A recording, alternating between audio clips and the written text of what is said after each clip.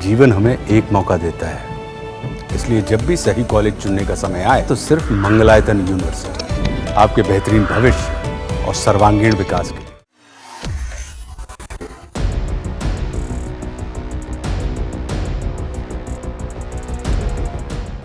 अहमदाबाद में 12 जून को air India के विमान में जिस तरह से भीषण आग लगी, उसका दर्द लोगों के जहन से अभी तक नहीं जा रहा है। जैसे जैसे उस हादसे की तस्वीरें सामने आती है, वैसे वैसे लोग कर रहा चाहते हैं। यहाँ तक कि अब तो इस हादसे में जान गंवाने वाले लोगों के शव भी उनके परिजनों को नहीं मिले हैं। अब तक सिर्फ डीएनए से 247 लोगों की ही शिनाख्त हो पाई है, जिसके बाद लोग अपनों की तलाश कर रहे हैं। 232 शवों को उनके परिजनों को सौंपा जा चुका है। यही नहीं, डीएनए मिलान न होने पर विमान हादसे के शिकार 8 लोगों के परिजनों के सैंपल फिर से मंगवाए गए हैं। इस विमान ने उस दिन अहमदाबाद से लंदन के लिए दोपहर 1:39 पर सरदार वल्लभ भाई पटेल अंतर्राष्ट्रीय हवाई अड्डे से उड़ान भरी थी और चंद क्षणों में ही ये एक मेडिकल कॉलेज परिसर से टकरा गया।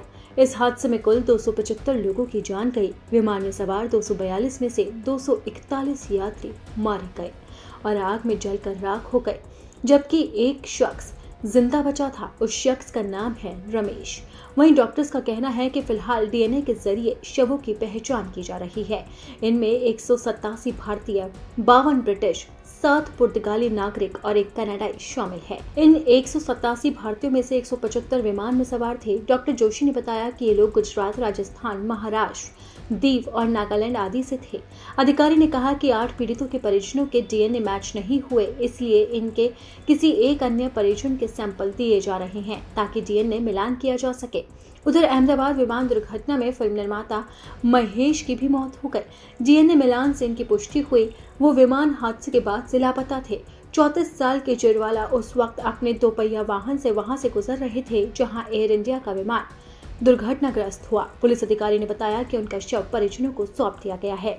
ठाणे के बदलापुर में हजारों शोकाकुल लोगों की मौजूदगी में विमान के क्रू मेंबर दीपक पाठक को अंतिम विदाई दी गई। 34 साल के पाठक पिछले 11 सालों से एयरलाइन में सेवा दे रहे थे। हादसे के 9वें दिन डीएनए परीक्षण के माध्यम से उनकी शिनाख्त की गई।